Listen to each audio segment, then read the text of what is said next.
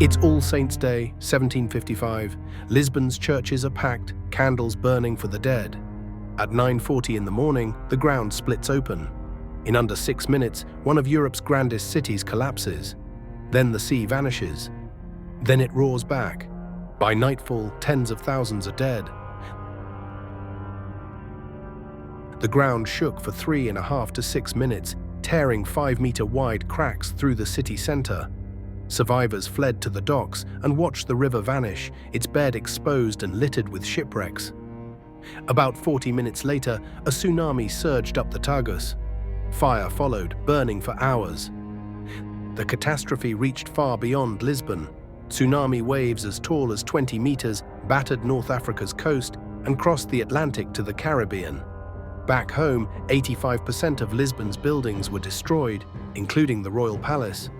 The disaster wiped out nearly half of Portugal's economic output. Enlightenment thinkers were shaken too. Voltaire used the ruins to attack the idea that this was the best of all possible worlds in Candide. Rousseau blamed the toll on crowded city living.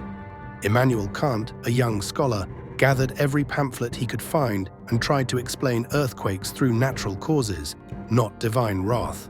The Prime Minister, the Marquis of Pombal, gave a blunt order: bury the dead, heal the living. Soldiers built gallows to stop looters and pressed survivors into cleanup work.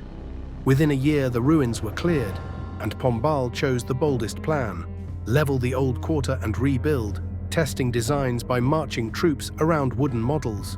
The quake killed as many as 50,000 people across Portugal, Spain, and Morocco. Yet Lisbon's Baixa district still stands today, built from those hard lessons. It reshaped Europe's ideas about faith and reason and gave the world its first true science of earthquakes.